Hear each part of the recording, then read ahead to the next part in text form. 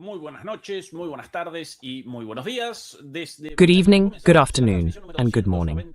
From Berlin, Germany, we begin broadcast number 291 of Demolishing Myths Live on a special day, following the criminal attacks by the government of Donald Trump, the US government of Donald Trump, against Venezuela, and the apparent, or rather, practically confirmed, capture, the confirmed kidnapping, of President Nicolas Maduro. In just a short while, in only a few minutes, the address, the speech promised by President Donald Trump, will begin, in which he will not only present what has happened, but also the future actions of the United States. It's live, right there on the screen of this broadcast. As soon as it starts, we'll present it here live. Before that, perhaps we should, taking advantage of these few minutes. Aprovechando estos minutos.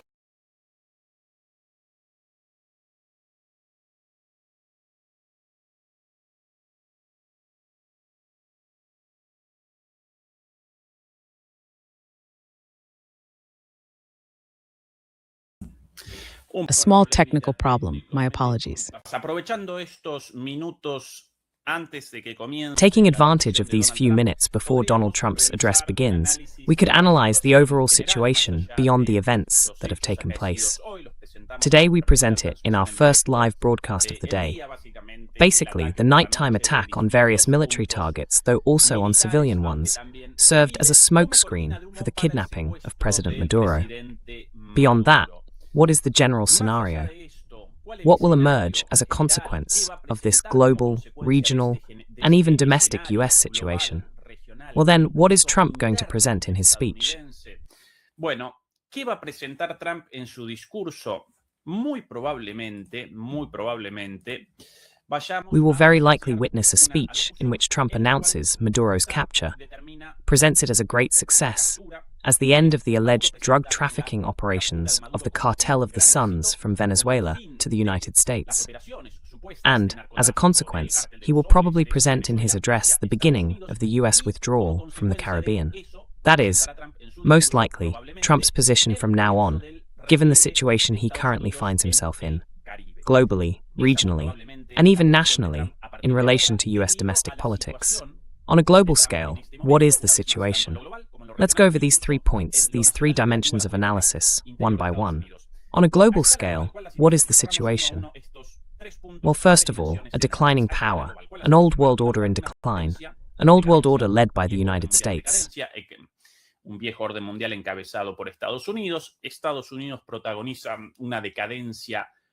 The United States is undergoing a global, total, and absolute decline, one that is happening very rapidly, marked by intense conflict among its elites, its ruling classes, and its leadership.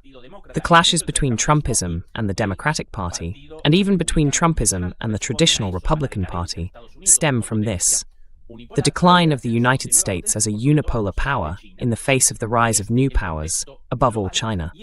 This is the global context, and within it, Trump begins a policy of retreat in Europe, increasingly direct confrontation with China, and a hardening of US policy toward Latin America, which Americans consider their backyard. That is why, not long ago, they presented a plan, a national strategy, that explicitly lays this out. En el cual precisamente establecen esto: salida de Europa, confrontación con China, exit from Europe, confrontation with China, and a tougher stance toward Latin America. Something, by the way, that was anticipated on this channel a year ago. In that context of collision with China and hardening in Europe, the situation in Latin America shows Venezuela as a point of direct confrontation with China. Why? Because until recently, the United States was Venezuela's main customer, the main buyer of Venezuelan oil. El principal comprador del petróleo venezolano. De hecho, una buena parte del petróleo vendido. In fact, a large portion of the oil sold by Venezuela to the United States traveled not only across the Caribbean Sea on American or Venezuelan ships, but then arrived in the United States, so that a company known as Citgo, anyone who has driven across the US will surely remember service stations or gas stations with that name, a company owned by the Venezuelan state, could carry out in the United States, as an American company, but with Venezuelan capital, the refining of Venezuelan oil. This was the degree of interrelation, of interconnection between the United States and Venezuela, until very recently. Venezuela hasta hace muy poquito tiempo. Como producto de As a result of the policy of harassment and growing confrontation by the United States toward Venezuela, the country finds itself in a situation where it must gradually abandon its ties with the United States and instead begin to establish relations with China. It starts selling 80% of its Venezuelan oil to China. In addition, the Chinese arrive in Venezuela with substantial investments, not only in the energy sector, oil and even gas, but also in mining and other natural resources. Thus, the global scenario is one of confrontation between a declining power like the United States and a rising power like China, both globally and within Venezuela. This confrontation naturally revolves around Venezuela's natural resources, but the regional context also comes into play. Venezuela, pero también aparece ahí el escenario regional, ¿sí? ¿Por qué? Porque los estadounidenses. Why? Because the Americans, or more precisely Donald Trump's government, want the entire American continent to be directly subordinated to the orders of the White House, regardless of its relationship with China.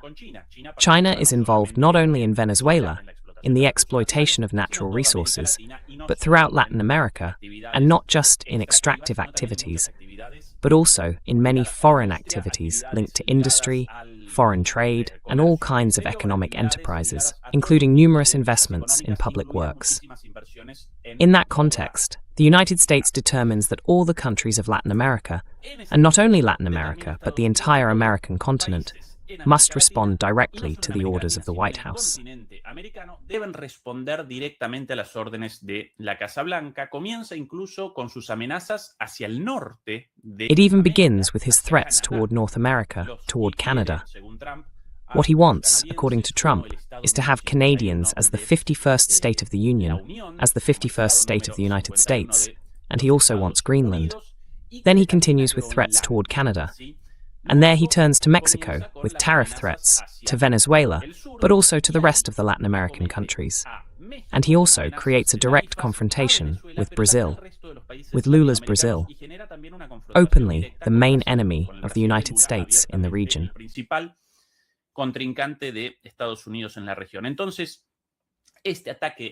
So, this attack on Venezuela, from a global perspective, once again appears within the framework of the confrontation with China and of the deterioration and decline of the United States.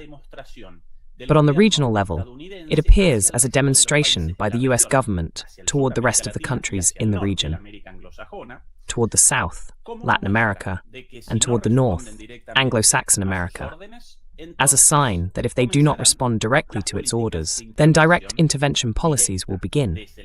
From interference in elections, as in the case of the midterm elections in Argentina, or the presidential elections in Chile and so on, to military intervention, as we are witnessing today. That is the regional scenario. And then logically, there is the specific case of Venezuela, with its particular situation, of course, regarding Venezuelan oil and minerals. Venezolanos. Ahora bien, también aparece un escenario. Now then, there's also a domestic scenario in the United States, which largely determines this attack, and also determines what, in my view, we're about to witness very soon. It determines that Trump will very likely make an announcement about withdrawing from the Caribbean from now on, at least for the time being. Why is that? Because even though President Trump may boast and...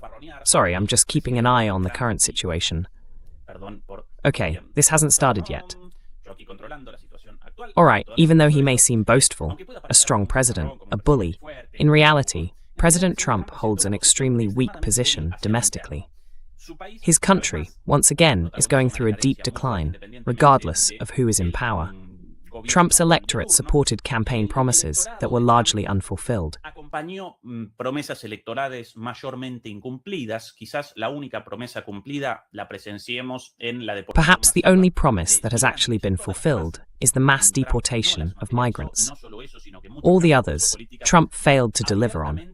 And not only that, in many cases, he began policies that were openly contrary to what he had promised during his campaign. For example, the release of the Epstein files, which so far have not been fully disclosed and are heavily redacted, or the issue of not starting any more senseless wars. He has already been involved in several, such as in Iran. And this is creating a situation in which Trump must, in some way, make a move forward. He must take actions aimed at, if not winning back his electorate, at least slowing down the disillusionment of his base. Opinion polls on his positive and negative image show an ever-increasing decline. Positiva y negativa de Trump presentan este descenso cada vez mayor, va descendiendo, va descendiendo, va descendiendo. Lo de los archivos He's going down, going down, going down. The Epstein files didn't help him at all. Neither did Charlie Kirk's death, because many of his voters blamed Trump directly. Some, like the pardon crowd, blamed Israel for Charlie Kirk's assassination. And Trump, up to that point, had stood by Israel in everything. In fact, this situation with Charlie Kirk led to a shift in his stance. And this attack on Iran and the immediate pullback were a way for both the United States and Israel to step away from what Israel had started in the 12-day war, which might resume before long. But well, we might be witnessing something similar here in terms of domestic politics. En términos de política interior.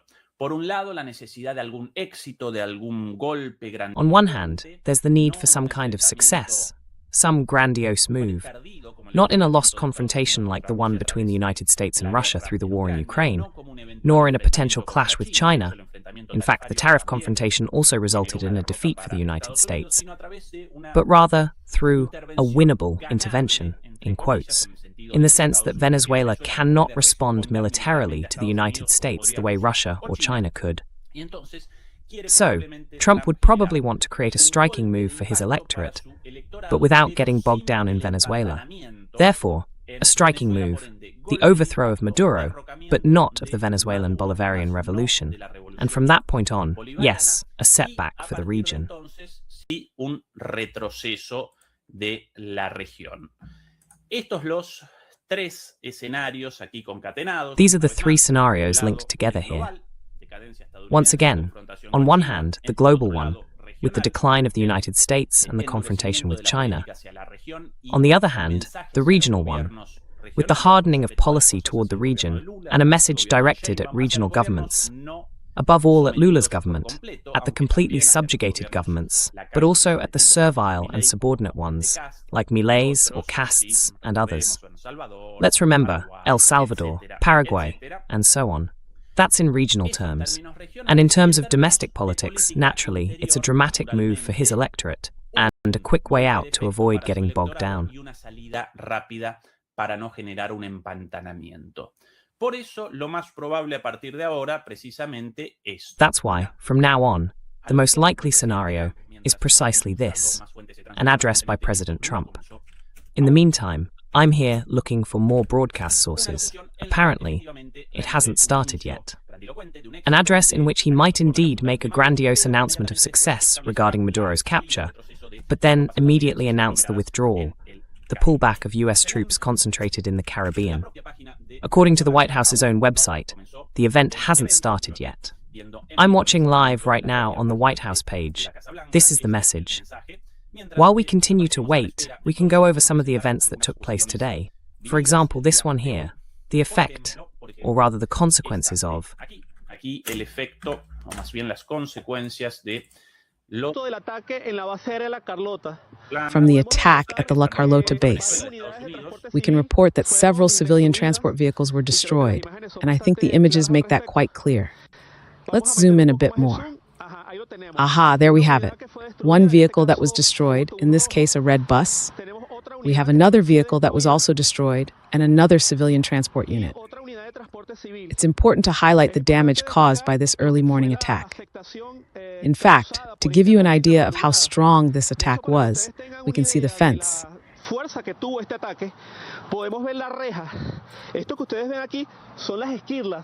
What you see here are the shrapnel, the result of the explosion of the explosives, which literally not only caused these kinds of marks on the metal, but even tore off the fence in this area. And in fact, all the vegetation you see here was, so to speak, swept away by the force of the explosives. Further on, we even have a post that was completely torn out precisely because of this phenomenon we're talking about, the shrapnel from the explosives used this morning.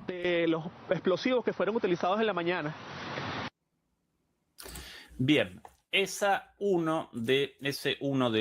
Well, that's one of the videos showing the consequences. Here's another video. This one shared by a friend also in Caracas. At night, the footage shows 2 helicopters passing by, 2 at first, then another one later. And from there, the attacks in Caracas during the early morning. Anyone who wants more footage, well, in the broadcast from a few hours ago, we showed this with transportation, man. We showed a huge number of videos. Damn, dude.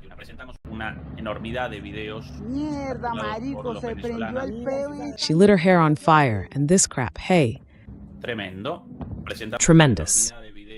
We're presenting a large number of videos captured by everyday Venezuelans in different parts of Caracas and across the country, even showing footage of these helicopters in action.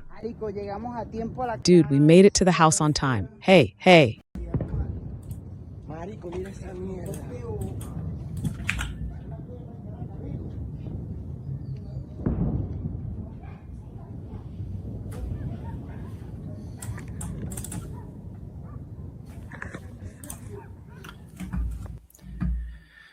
Bien. Más análisis a la espera. Well, more analysis pending. More analysis as we wait for Trump's words. And remember our prediction, the announcement of a success with Maduro's capture and the announcement of a withdrawal so far. That's the most likely scenario. We could be wrong. Trump might decide to carry out more attacks, not in pursuit of President Maduro's downfall anymore, but in pursuit of the fall of the Bolivarian Revolution. By the way, so far, beyond the terrible news of this criminal attack with civilian victims and the capture of a president by the armed forces of another country, nothing could be a greater violation of international law. Suddenly, a country decides it's going to carry out the kidnapping of another country's president.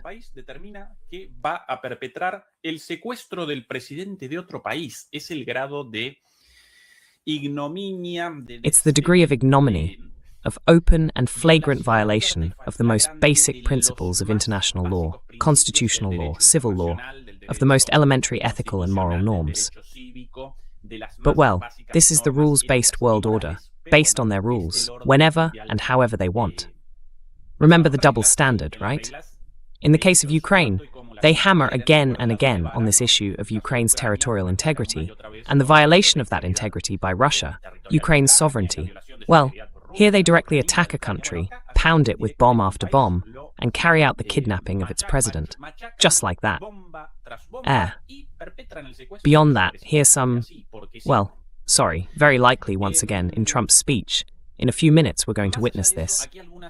He might decide that he doesn't just want this, but that he wants the fall of the Bolivarian Revolution, something much more difficult, for which he would have to carry out many more attacks. For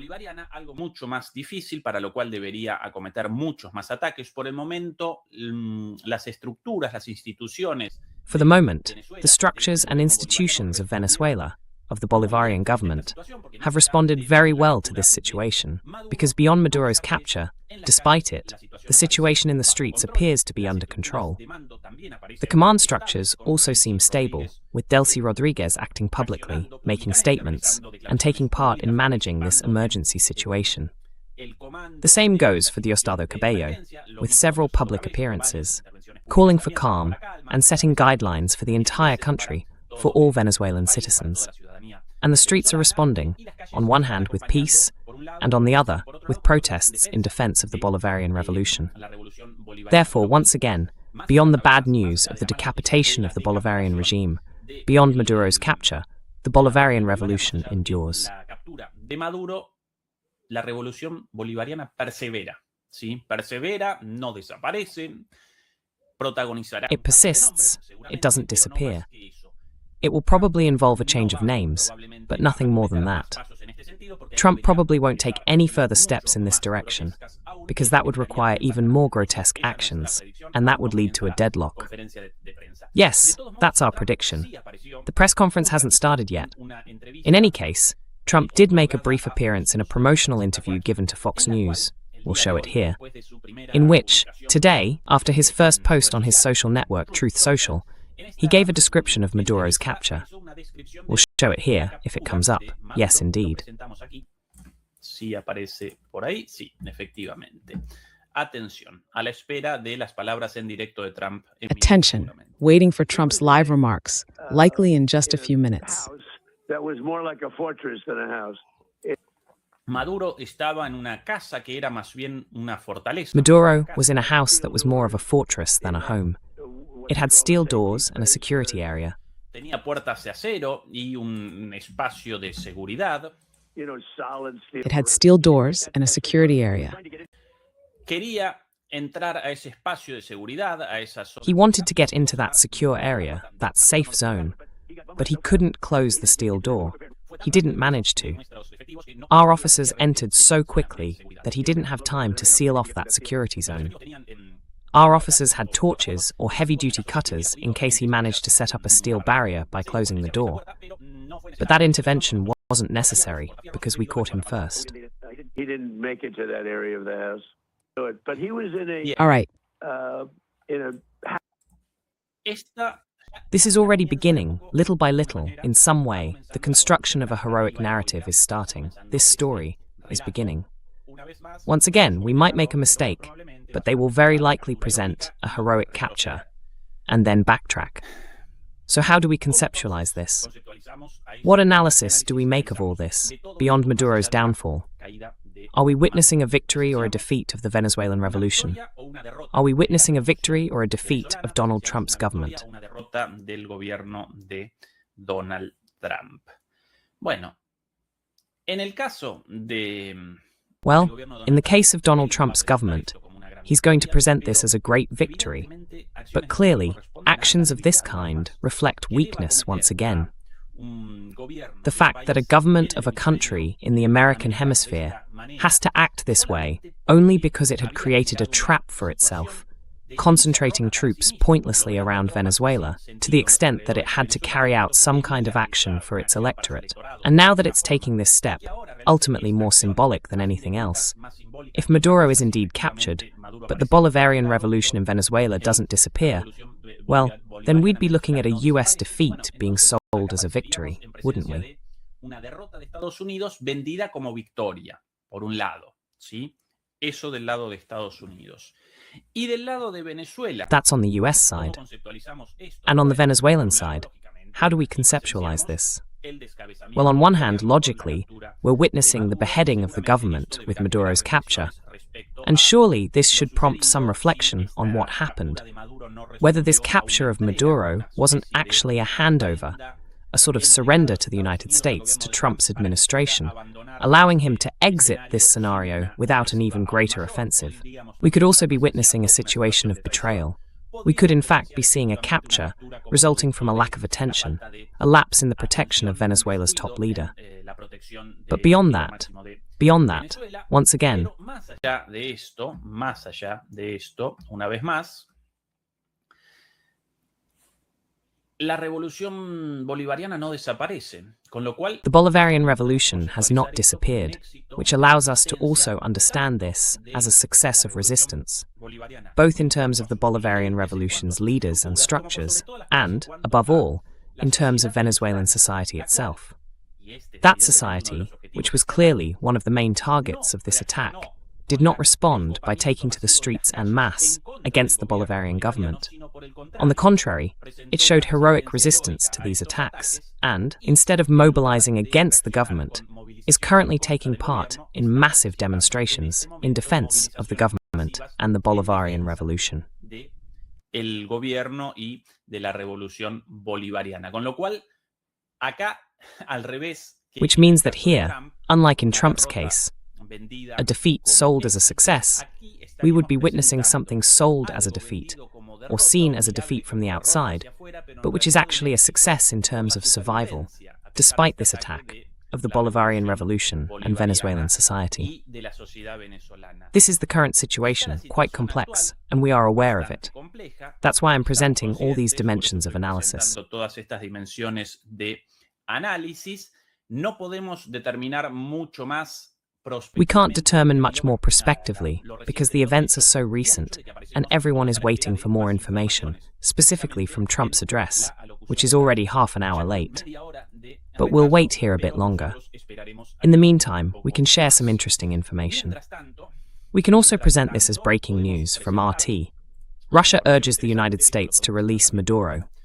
Interesting information.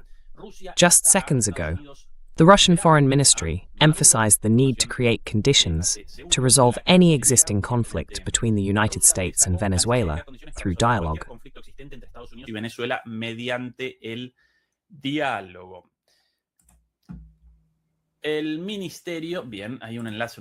The ministry, well, there's a link, a post in Russian, so no. The Russian Ministry of Foreign Affairs condemned this Saturday the aggression of the United States against Venezuela and the capture of the Latin American country's leader and his wife, Cilia Flores. The capture is already being taken as fact, even by Russian media, such as RT. In light of the confirmation of the presence of Venezuelan President Nicolás Maduro and his wife in the United States, we strongly urge US leaders to reconsider this stance and release the legitimately elected president of a sovereign country and his wife. Soberano y a su esposa. Apparently, Maduro would already be appearing in Venezuela. By the way, regarding this, here's the post from a little while ago by Pambondi, the Attorney General. We just presented it again while the other thing hasn't started yet. This is the post from the Attorney General involved in concealing the Epstein files. She's the famous prosecutor of the Promise. I have all the Epstein files right here, and then, oh no, no Epstein files, nothing. Nicolás Maduro and his wife, Cilia Flores, have been indicted in the Southern District of New York. Han sido imputados en el Distrito Sur de Nueva York. Nicolás Maduro ha sido acusado de conspiración. Nicolás Maduro has been charged with narco-terrorism conspiracy, conspiracy to import cocaine, possession of machine guns and destructive devices, and conspiracy to possess machine guns and destructive devices against the United States. What madness! They will soon face the wrath of American justice on American soil and in American courts. On behalf of the entire US Department of Justice, I want to thank President Trump for his courage in demanding accountability on behalf of the American people. And a huge thank you to our brave armed forces, who carried out the incredible and successful mission to capture these two alleged international drug traffickers. Narcotraficantes internacionales. Bueno, en primer lugar, respecto a esto. Well, first of all, regarding this, the accusations are truly delusional. Possession of machine guns. Almost funny, isn't it? If President Maduro were in possession of a machine gun in his own country, that, in any case, could constitute a crime under Venezuelan law, which obviously it doesn't. But in any case, Maduro's possession of machine guns in Venezuela cannot possibly justify a legal action in the United States. A real delusion, utterly senseless. As for the cocaine importation and narco-terrorism conspiracy, all of that is also complete nonsense. All of it, utter nonsense. Todo una verdadera estupidez. Y aún si Maduro... And even if Maduro, or any citizen of another country, were to take part in illicit activities abroad, that in no way justifies a foreign military intervention by a country to capture that alleged criminal. In any case, an international arrest warrant should be issued. The country with sovereignty over that territory should carry out the arrest and then the extradition to the United States. Let's remember, by the way, that the United States does not grant the extradition of its own citizens wanted by the courts or judicial authorities of other countries, which already says quite a lot. The legal system itself, as it stands, clearly applies a double standard, an utter and absolute injustice. Abierta, una injusticia total y absoluta, pero esto de intervenciones militares contra supuestos criminales. But this thing about military interventions against supposed criminals, well, even as an excuse itself, and obviously it's a stupid excuse, it appears totally and completely baseless, entirely senseless, right?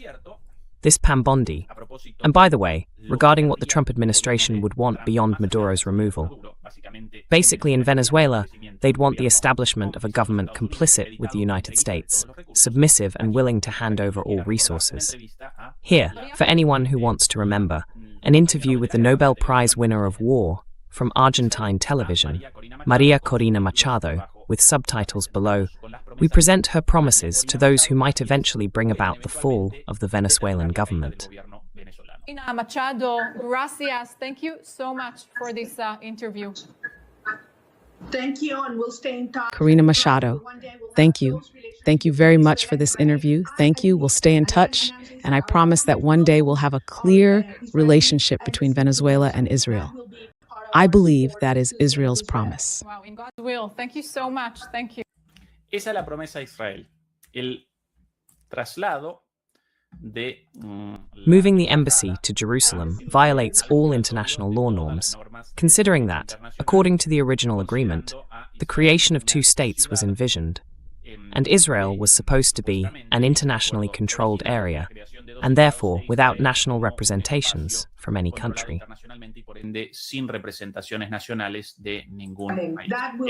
This is Maria Corina Machado's promise. The move, in Israel's case, the move of the embassy to Jerusalem.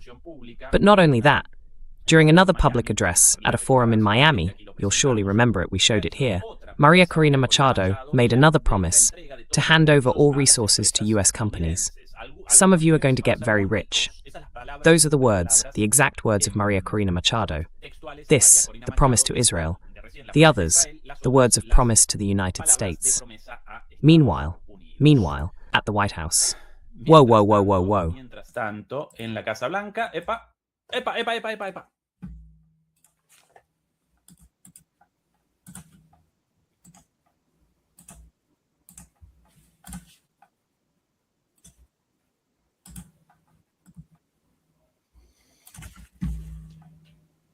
Overwhelming American military power, air, land, and sea. Yesterday, we carried out a spectacular assault, an assault the likes of which people haven't seen since World War II. It was a force against a heavily fortified military stronghold in the heart of Caracas to bring the dictator Nicolás Maduro to justice. Well, I'm going to pause for the translation. This was one of the most stunning. Bueno, voy a realizar pausa para poder la traducción. El día de ayer las Fuerzas Armadas estadounidenses realizaron una intervención en Venezuela. Yesterday, the US Armed Forces carried out an intervention in Venezuela to overthrow Maduro. The translation into Spanish hasn't started yet, which is why I'm doing a live translation of this from the White House website. Powerful displays of American military might and competence. Effective and powerful display of American military strength and capability in the history of the United States. And if you think about it, we've done some other good. We witnessed one of the most heroic interventions by the US Armed Forces in the history of the United States. Soleimani, the attack Incluso on en comparación al-Baghdadi, con al-Baghdadi. Even compared to al-Baghdadi with the attack on, even compared to the attack on Soleimani and the destruction of Iran's nuclear arsenal. executed and done. No nation in the world could achieve what America achieved yesterday. All right, the translation is already starting here in Spanish. I'm presenting this already translated, much better for all of you. My apologies for the rough edges, but this is live. Attention. Unidos llevó a cabo una operación. The United States carried out an extraordinary military operation in the capital of Venezuela.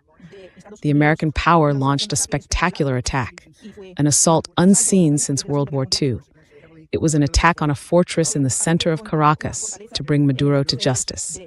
Para llevar a Maduro a justicia and powerful displays fue of American un military. It was a spectacular display of strength. de la fuerza de Estados Unidos en la historia de nuestro país. From the United States and the history of our country, and we can compare it to the attack on Soleimani, al-Baghdadi, and also to the elimination of nuclear bases in Iran. The operation was known as Midnight Hammer. No other country was able to achieve what the United States accomplished in such a short period. All of Venezuela's capabilities were eliminated, and our forces successfully captured Maduro. Everything was dark, and the lights of Caracas were turned off. Everything was dark. Maduro was captured along with his wife, Cilia Flores, and both will face justice in the United States. Maduro was indicted in New York for his narco-terrorism campaign against the United States. I would like to thank our military for the success they achieved that night. They acted with great precision. We have seen some assaults in that country that were a disgrace. Que fueron una vergüenza. Jimmy Carter days. Si miramos los días de Jimmy Carter, If we look back at the days of Jimmy Carter, our country was respected then, and we also had cooperation from other powers. colaboración de otras potencias, había muchos barcos esperando. There were many ships waiting at sea in a state of readiness, and very quickly all enemy forces were neutralized. I doubt you'll ever see anything that spectacular. And we didn't lose our equipment. Many people took part in that battle, and we didn't lose any equipment. And most importantly, no one on our side died. We have an army, one of the best in the world. We have the best equipment in the world. Tenemos el mejor equipamiento en el mundo. There's nothing like it. If you just look at the boats, we've knocked out 97% of Nosotros the drugs coming in by sea. atacamos. We intercept 97% of all drugs coming by sea. Those drugs come mainly from Venezuela, and we are going to take action to ensure a transparent transition of power. Having somebody De else poder get in, we have the same transparente. situation that we had for the last long period of years. We saw that situation for many years, Vimos esa situación durante muchos años y vamos a and we're going to ensure an appropriate and lawful transition. It's going to be completely legal. We want peace, liberty, and justice Queremos We want peace and justice for the great people of Venezuela. from Venezuela that are now living in the United States. Hay muchos There are many Venezuelans currently living in the United States who want to return to their homeland. We cannot allow anyone else to take control in Venezuela because they have faced a situation like that for decades. People understand when I say that we are going to stay there until a proper transition takes place. We are going to control the country until the transition. Transition can el take país hasta la place. Everyone transición. knows the oil As everyone knows, Estados Unidos they were pumping almost nothing by ya the United States has already done business in Venezuela, but we're going to have our oil companies, the biggest ones in Venezuela. They're going to fix the ruined infrastructure, the oil infrastructure, and they're going to make money. We're ready to organize a new attack. We're ready for a new wave of attacks. If that's necessary, we think a second wave might be needed. The first one was a complete success, and we're ready for the second, much bigger one.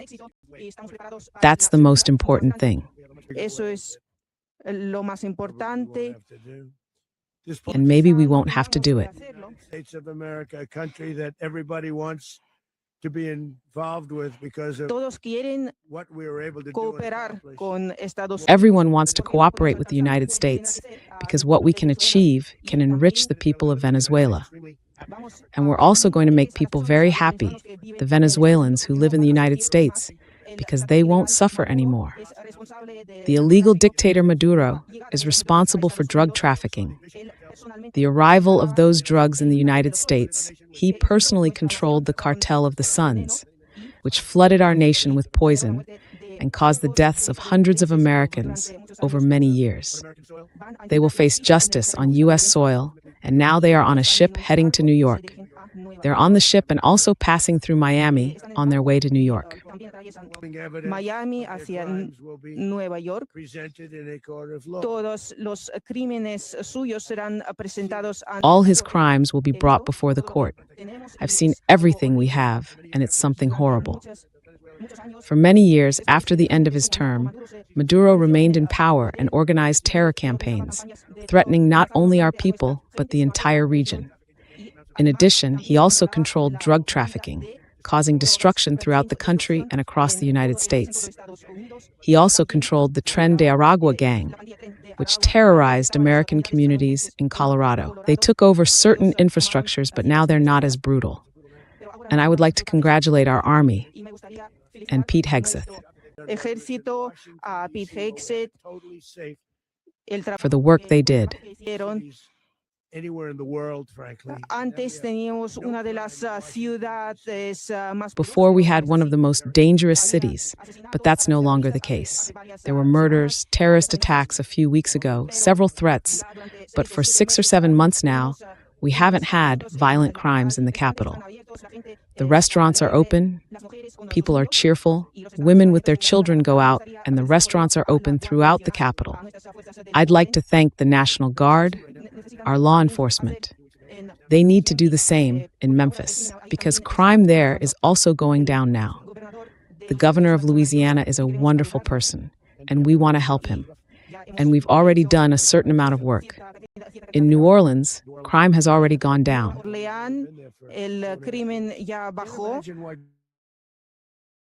We also helped, as you know, También Chicago. ayudamos. We also help at this moment. Once again, Trump begins to link international reality with national reality, or his narrative about both. That's why he talks about crime in Democrat-run cities, intertwining that topic with his remarks about Venezuela. Demócratas entremezclado con su alocución sobre Venezuela. Esta la interrelación entre política interna y externa. This is the interrelation between domestic and foreign policy. Bueno, esto para nosotros es intrascendente. If the federal forces hadn't come, they would have lost everything. That's the interesting part of Trump's speech. It's a story about Maduro's capture on a ship now heading toward US territory. This is supposedly going to bring about a change in Venezuela's government, but we haven't seen it yet. That change, therefore, presents a parallel reality. What Trump would have wanted, an attack and the overthrow not only of the president, but of the Bolivarian revolution itself.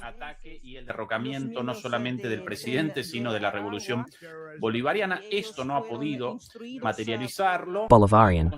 He hasn't been able to make this happen, and as a result, he also mentioned the threat of a second wave of attacks, but only as a possibility, in case that wave of attacks became necessary.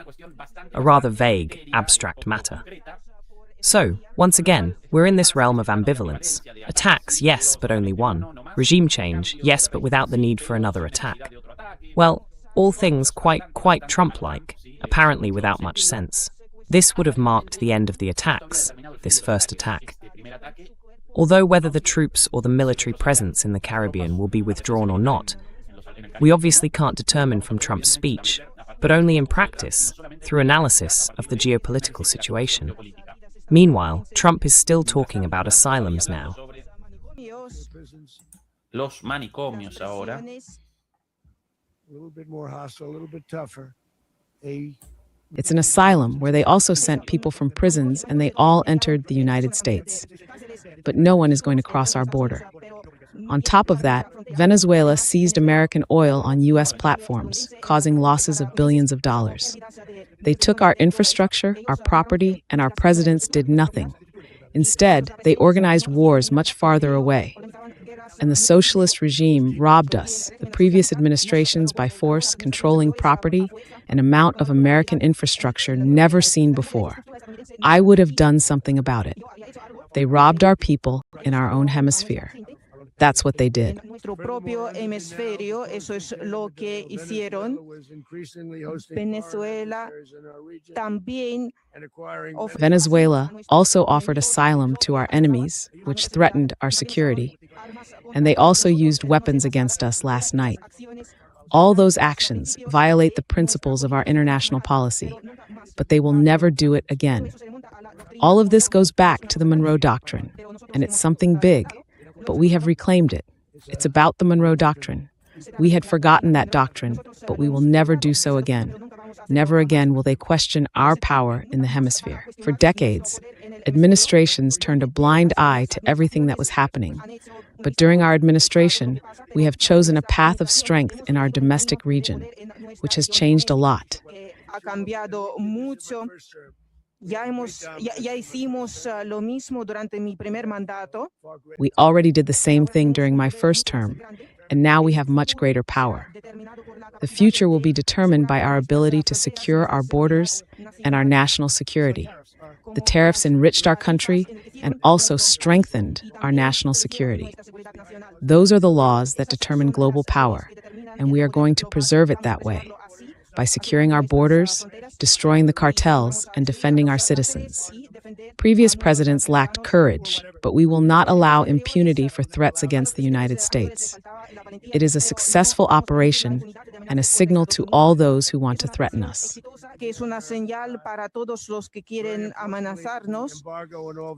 Let's Introducir un embargo a todo el petróleo. impose an embargo on all Venezuelan oil, and we will also resort to all military measures until all our demands are met.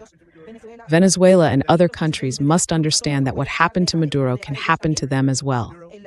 The dictator and terrorist Maduro has finally left Venezuela, and the people are now free again. That nation has become a dignified people. That country has done many ugly things to us, and now the Western Hemisphere is a much safer place. And I would like to thank our general. I've worked with many. I've worked with some who were respected, but that person is fantastic. Pero esa persona es fantástica. Yo acabo un ataque preciso.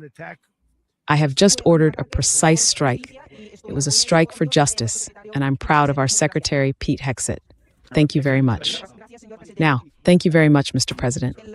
The Commander-in-Chief, whom everyone respects. Words cannot express the importance of this operation, which was carried out with precision by the greatest people our country has. Our military is the best. Last night, we saw the bravery and glory of the U.S. military, and I'm proud of them. I thank all the Americans who took part yesterday. President Trump supports them. No other country in the world can carry out something like this, and no other president can show the same level of leadership. It's the most powerful combination ever seen in world history. We can project our will everywhere. We saw yesterday the precision and long arm of American justice. President Maduro had his chance, like Iran, but they didn't take it. President Trump is very serious when it comes to stopping threats, as well as the flow of drugs into our country and the oil that was stolen. In addition, he's going to secure our power in the hemisphere, which guarantees prosperity for Americans. That's what it means to put America first, and the U.S. Department of War is proud to be able to do so in 2026. America is back. Now I'd like our committee chairman to offer a few words. Thank you, Mr. President, Mr. Secretary. Gracias, señor presidente, señor secretario.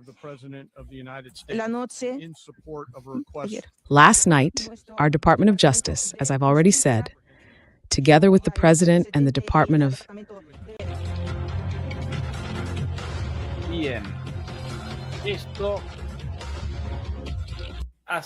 This was what was broadcast live, at least on the RT channel, with dubbing. The main points of Trump's speech. First, the announcement that the United States would take over the management of Venezuela, something quite striking to some extent. From now on, we begin the direct management of Venezuela, were Donald Trump's words. Second, he mentioned that they could carry out a second attack, but for now they would not, giving the impression that they don't intend to do so. And third, perhaps the most important point, this action sends a message to the countries of the region. In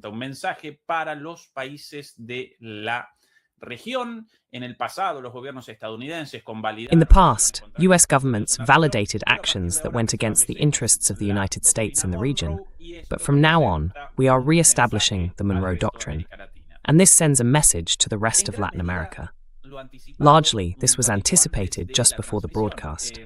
On one hand, this hardening of policy toward Latin America and the open message is directed not only at China, not only at Russia, not only at the US electorate itself, but above all at Latin American countries and leaders, especially those from nations that defy US directives, Sheinbaum, Lula in particular, Mexico, and Brazil. Secondly, regarding the second attack. En segundo lugar, lo del segundo ataque, ¿sí? La posibilidad de un segundo ataque, pero en realidad no. Así que The possibility of a second attack, but actually no. So apparently, from now on, they would back off after this showy move. A showy move, by the way, with people dead. And speaking of showy moves, here's an image just released on Donald Trump's page. Nicolas Maduro, in plain sight, on the aircraft carrier USS Iwo Jima. This Maduro captured in the hands of the Americans. The image clearly showing his face covered, his ears too. A straightforward act of war, plain and simple. A possible second attack, but obviously this only as a threat. And thirdly, this announcement about Venezuela's management in the name of stolen oil and all that nonsense, right? The stolen oil. Si justamente ellos, toda la vida, los ladrones de los recursos venezolanos. Yes, exactly them. All their lives. The thieves of Venezuelan and Latin American resources. Venezuelan oil, US oil, supposedly stolen by Venezuela, a real delusion. But beyond that, what's interesting here is the announcement about Venezuela's management. Management of what kind, really? Because right now, as we've shown throughout the day, the Venezuelan authorities, Vice President Delcy Rodriguez, Diosdado Cabello, and the people in the streets in support, not just of the Bolivarian government, but of Venezuelan institutions and the Venezuelan homeland, all of them are out there, in the streets, defending Venezuela and opposing this imperial aggression. So this idea of Venezuela being managed by the United States is nothing more than Trump's fantasy, and clearly reveals the goals of this action.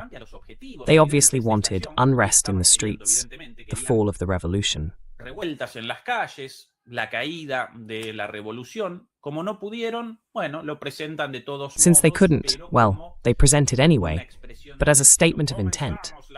We're beginning the management of Venezuela, but in practice, they're not beginning the management of anything. They're not beginning the management of anything. A threat of a second attack, but a veiled one.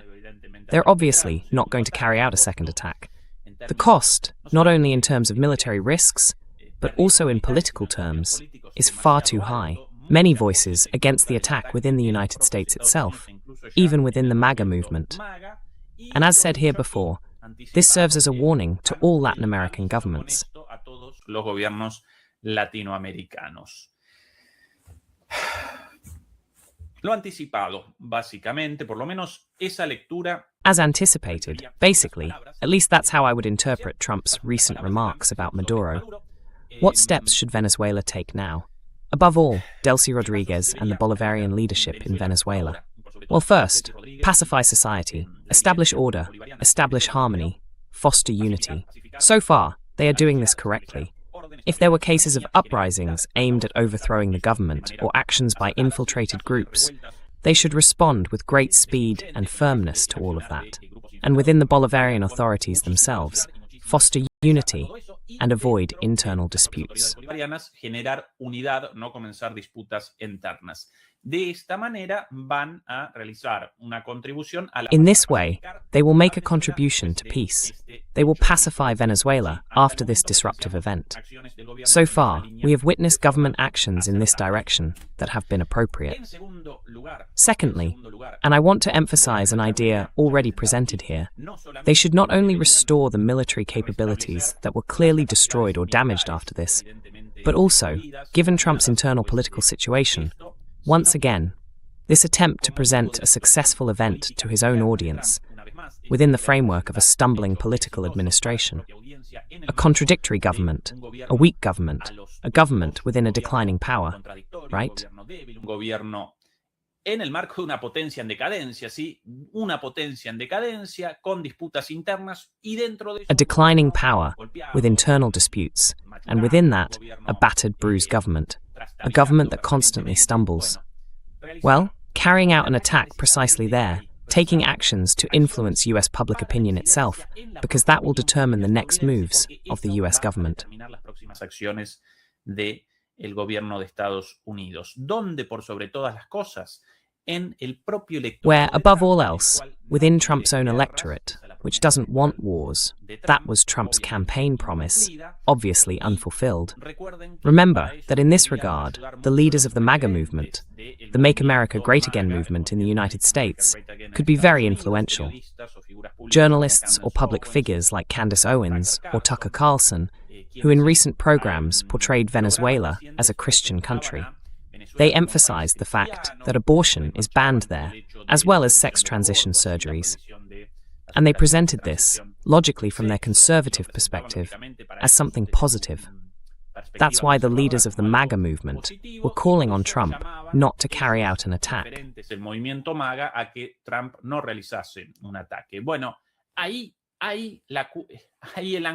Well, the angle of approach for Venezuela from now on, although this should have started earlier, would be to establish direct contact, interviews with these communicators, presenting Venezuela's willingness to maintain a good relationship with the United States, and rejecting all the lies about drugs, drug trafficking, and so on, and to draw connections between these attacks and, well, the real or imagined enemies of the MAGA movement and its narratives. Globalism, the Democrats, and others. Those would be the smartest actions from now on, looking ahead on the part of the Venezuelan authorities. De cara al futuro por las autoridades venezolanas. Primero la pacificación del país, sin lugar a dudas, y después First, the pacification of the country, without a doubt. And after that, to begin preventive actions, or actions aimed at countering a possible second attack. In any case, remember that on the US list of priorities, right after Venezuela, comes Iran again. That's what the recent trip was about. Just a few days before the end of the year, and during the celebrations, Netanyahu joined Trump for those celebrations. Well, that's the current US priority now, to support a second attack on Iran. Netanyahu's obsession, the Israeli government's obsession. That could create an unpredictable situation and will undoubtedly provoke a much stronger response from Iran than the previous one. Va a generar sin dudas una respuesta de Irán mucho más fuerte que la anterior. Recuerden que después del ataque inicial de Israel había respondido Irán. Remember that after Israel's initial attack, Iran had responded, and this made US intervention necessary to rescue Israel with that strike and withdrawal. Well, in this case, a much more difficult and terrible situation could unfold, with a far more serious Iranian response and greater US involvement. But that, without a doubt, will lead to the United States becoming bogged down there, which would make the situation in Venezuela seem secondary. So the next steps from now on, pacification of the country, strengthening of the armed forces, and a political attack on the very heart of the MAGA movement in the United States.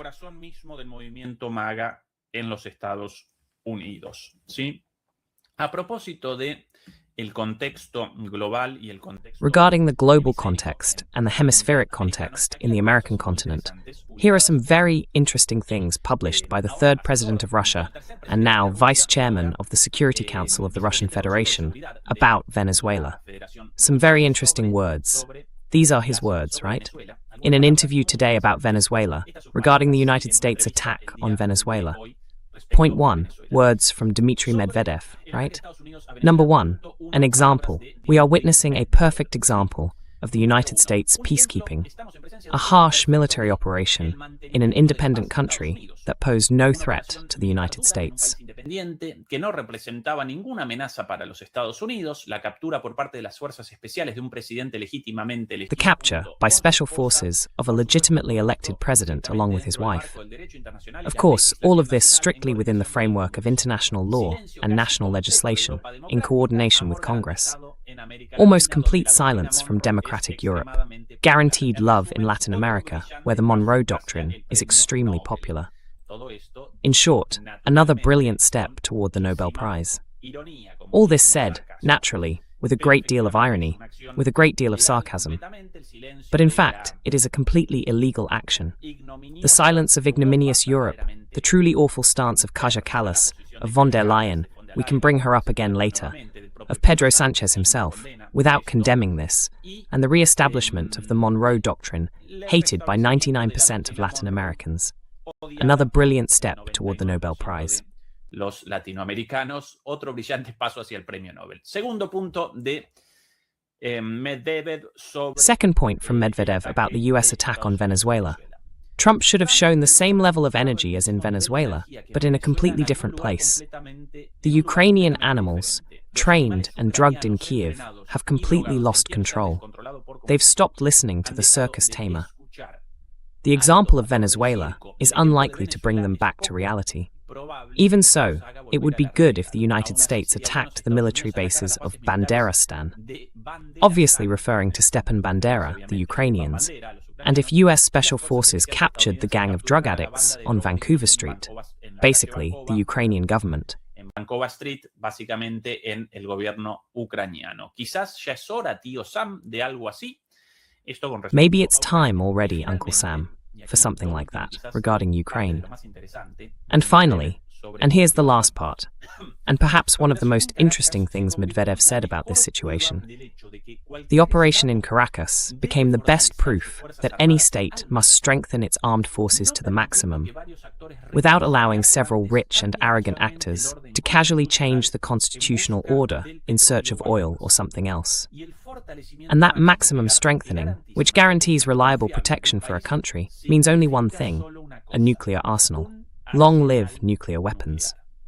Vivan las armas nucleares. Fuerte, ¿no? Lo de Medvedev, pero considerando todo... Regarding Medvedev, but considering the entire situation described, well, Latin America should deliberate on the possibility of rearmament. Unfortunately, in a region of peace, with countries potentially capable of producing an atomic bomb, Brazil, Argentina, Mexico, for sure, with very, very advanced civilian nuclear developments, in some cases on par with the world powers. But these same countries decided not to pursue military nuclear developments. In Argentina's case, thanks to an agreement between Argentina and Brazil. In Mexico's case, well, by its own unilateral decision.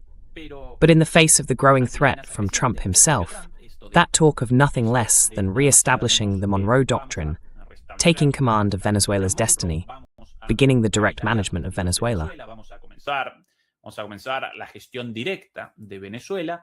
Bueno, esto ya genera un precedente para... Well, this already sets a precedent for evidently the possibility of developing weapons of this kind, or at least the threat of it.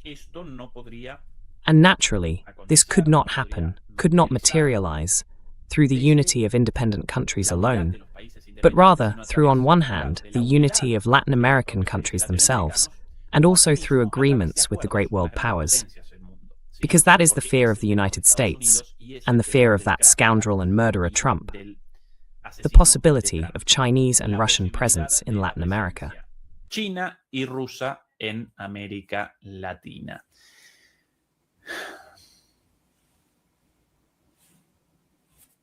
Ninguno de nosotros quiere armas nucleares en América Latina, pero... None of us want nuclear weapons in Latin America, but they're creating that scenario. They're creating that scenario not only in Latin America, but also in Iran.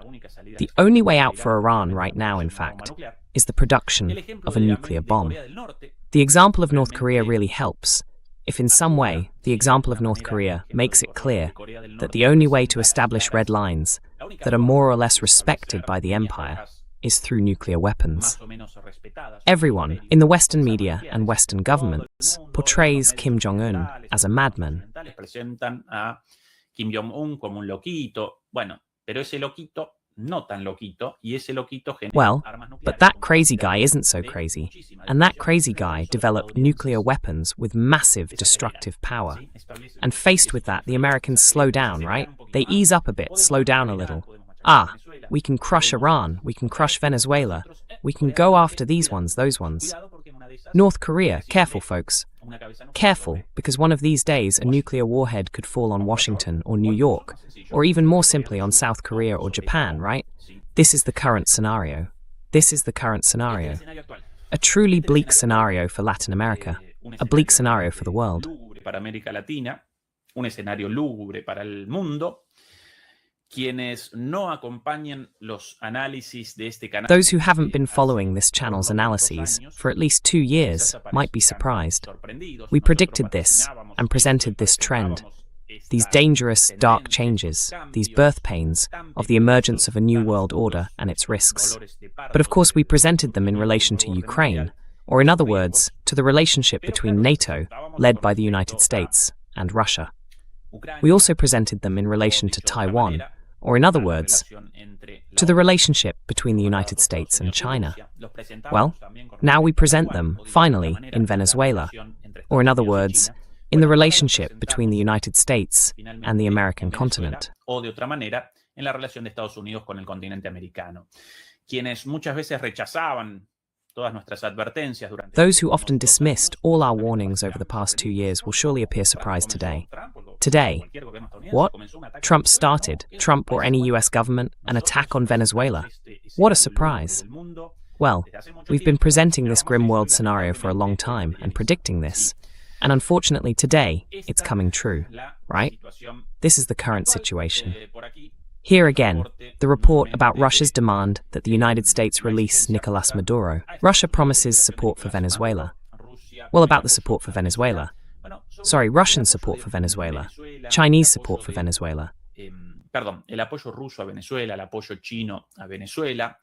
Hace un rato, por cierto, establecieron. A little while ago, by the way, Delcy Rodriguez and Sergei Lavrov established communication, or rather the vice president, surely already in charge, now president of Venezuela, Delcy Rodriguez, and the Russian foreign minister, Sergei Lavrov. They had a phone conversation. Lavrov issued his statement of support and condemnation. They are going to begin, or in fact have already begun, presentations at the Security Council to address this issue. But in geopolitical terms, neither Russia will take the lead in defending Venezuela, nor will China take the lead in defending Venezuela. Ni China va a protagonizar la defensa de Venezuela. La defensa de Venezuela deben protagonizarla y la podrán protagonizar.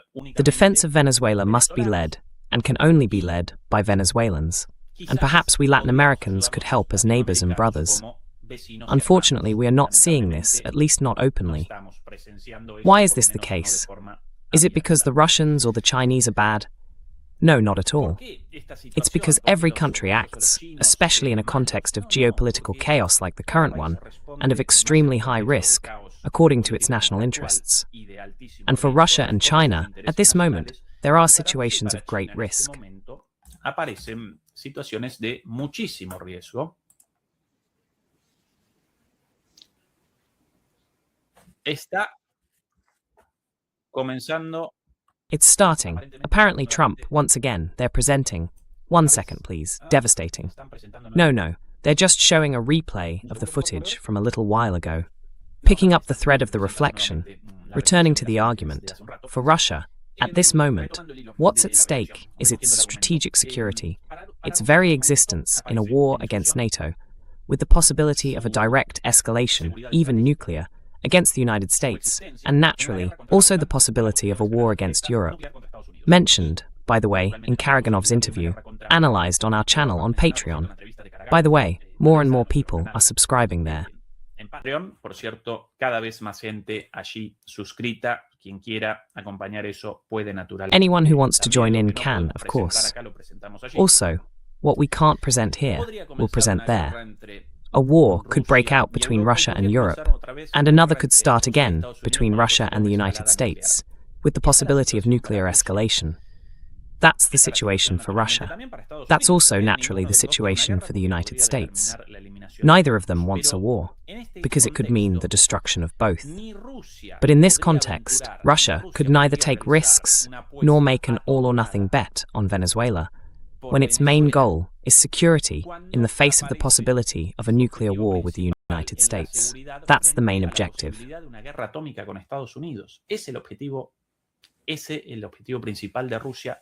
That is Russia's main objective now. Not to maximize the chances of a direct war with the United States, not even a local one. In that context, it cannot make a move in Venezuela that would increase the risk of a direct escalation against the United States. The same applies in reverse between the United States and Russia. That's why Trump is pulling back, because he determined that this war in Ukraine is increasingly leading toward a direct confrontation with Russia and the possibility of nuclear escalation, which would bring about the destruction of the United States.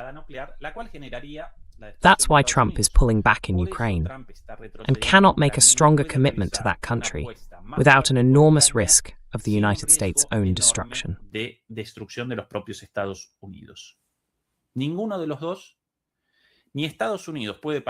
Neither of the two. Neither the United States can take a more active role in the Eurasian arena against Russia due to the inherent risk such a conflict would pose for the United States. Nor can Russia become more deeply involved in the American continent, because that would create a risk of direct confrontation with the United States, and therefore a risk of nuclear conflict between the United States and Russia. That's why blaming Russia for not getting more involved. In reality, yes, from an ethical or moral standpoint, one might find some justification, but geopolitical relations do not respond to ethics, morality, or what countries might wish for, but rather to their actual circumstances. And if greater involvement in Venezuela creates a risk of nuclear confrontation with the United States, for Russia, this will obviously have many consequences.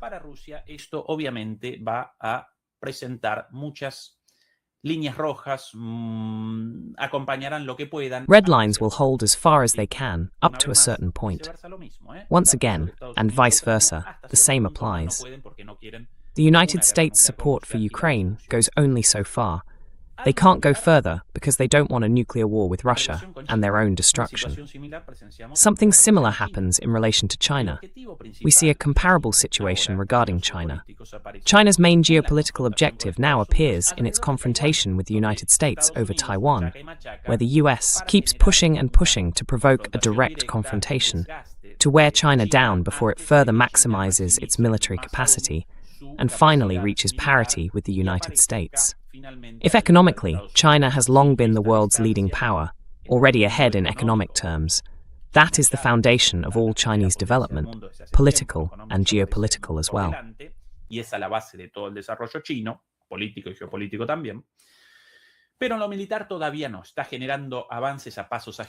But militarily, not yet. It's making progress by leaps and bounds, to the point that even a nuclear confrontation between China and the United States could lead to the self-destruction of both. But it still doesn't have the global military intervention capability that the United States does. So for China, the strategic objective lies there, in Taiwan. The goal appears in Taiwan, and that's the main scenario for them. Logically, they're not going to risk China's security or the possibility of a direct confrontation with the United States.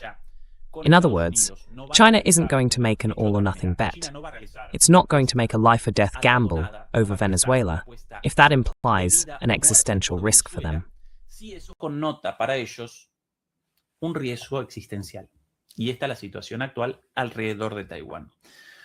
And this is the current situation around Taiwan.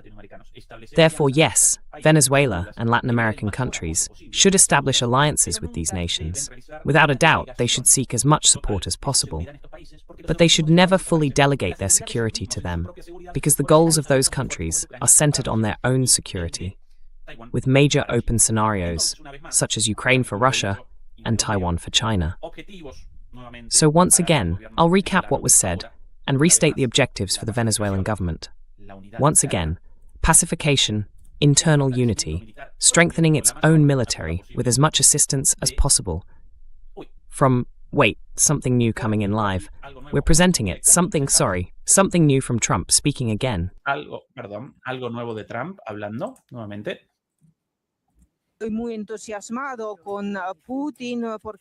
I'm very enthusiastic about Putin because he kills a lot of people. I settled more than 8 wars in Thailand and Cambodia because they renewed the conflict, but I fixed it, and I can say I settled 8 wars.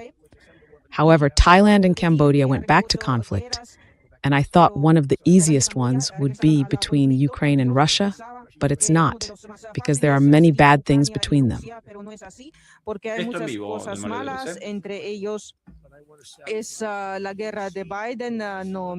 It's Biden's war, not mine. 30,000 mostly soldiers. Más de 30,000 soldados. More than 30,000 soldiers were killed during the last month. And I want NATO to pay 5% instead of 2%. We sent a lot of ammunition and missiles, and they paid.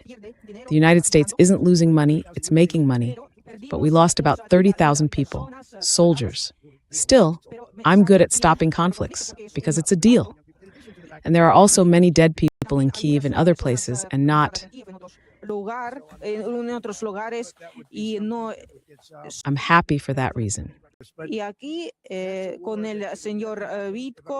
here with Mr. Vitkov, we're making progress. And Putin and others too say that if I had been president, that never would have happened.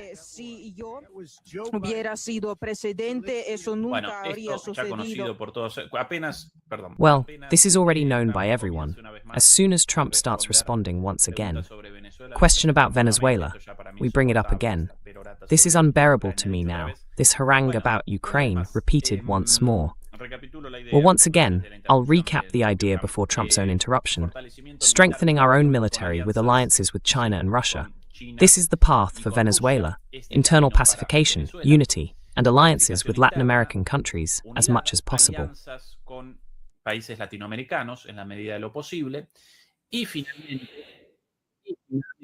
And finally, as a way to go on the offensive, a media offensive, a very strong communication offensive, to establish a connection with Trump's electorate through his figures, the MAGA figures, by presenting or generating a shift in public opinion, or an even greater rejection among Trump voters of any intervention in Venezuela, and that this somehow creates a security guarantee that Trump won't start another madness in Venezuela. All right, demolishers, any news? With your permission, I'm going to go over the latest updates from the Telegram channels very quickly right now. We're live, so I'll be presenting here the very latest as the news comes in, as it's being shared, as it appears.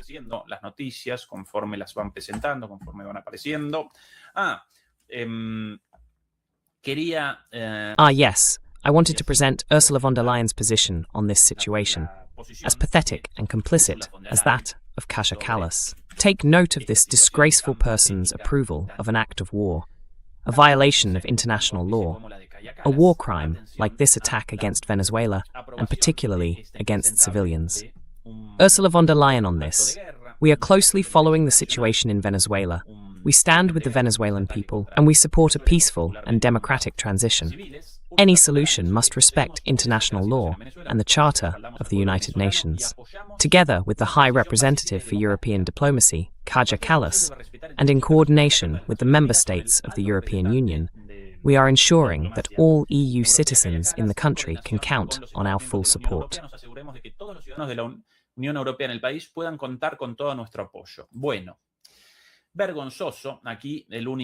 Well, shameful.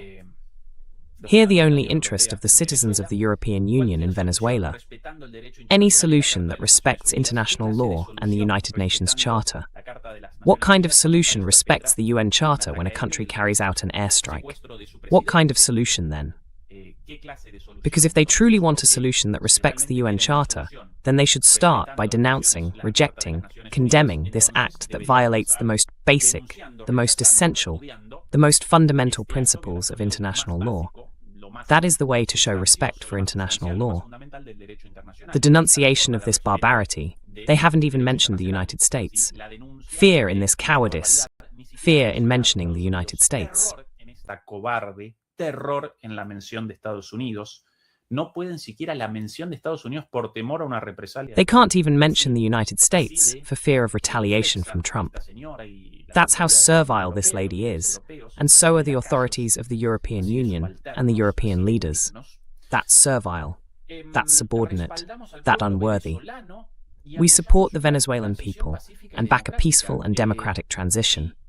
If they truly stand with the Venezuelan people, they should reject those who are carrying out attacks against them, reject the bombings and assaults themselves, and not present this as a matter of a peaceful and democratic transition. Transition? What transition has begun? Does a transition begin as the result of an attack by a foreign country, of an invasion? Because if I remember correctly, no transition toward democracy can begin as the result of the violation of a state's sovereignty. Puede comenzar como producto de la violación de la soberanía de un Estado. Esa por lo menos la posición de la Unión Europea respecto a Ucrania, supuestamente. That is at least the position of the European Union regarding Ukraine, supposedly. Not here. Democratic transition, support for the Venezuelan people, but not even a condemnation of those who are bombing our Venezuelan brothers. Truly outrageous. Well, as for Kaja Kallas, even worse. Kaja Kallas, even worse, because she calls for de-escalation. De-escalation by whom? De-escalation of the Venezuelans being bombed. What kind of de-escalation is that? The only real de-escalation would be the end of the US attacks. Not even mentioned out of fear. All right, demolishers. For now, we're going to take a break in the broadcast. El momento vamos a realizar una pausa en las transmisiones. Comenzamos seguramente conforme vayan apareciendo más novedades. We're starting, surely, as more developments emerge. Remember to choose carefully among the channels covering this, because many of those supposedly critical are taking openly favorable positions toward the attack on Venezuela in the name of rejecting Maduro. Here, the stance toward Maduro or the Bolivarian Revolution is irrelevant. Here, an imperial power, the American imperial eagle, is carrying out an attack against a sister nation, Venezuela, a sovereign country, gunning down Venezuelan civilians, and we cannot condone that, regardless of anyone's position on Maduro or the Bolivarian Revolution. El gobierno de Maduro o a la revolución bolivariana. Quien acompañe esto, quien convalide esto como lo están convalidando, whoever supports this, whoever validates this, as many channels are doing, is committing not only an act of betrayal against the Venezuelan people, the peoples of the Americas, and the Spanish-speaking peoples, but also an act of immorality. Do not take part in those channels. Do not support those channels. I will not explicitly name the people or the channels, but you know which ones they are, which supposedly critical channels are validating this. Do not support them anymore. Do not support them anymore. Demolishers, let's pause once again for now, until our next broadcast, waiting for more updates. We love you very much. Greetings. See you soon, surely. Goodbye. Dentro de un rato seguramente. Adiós. Chao.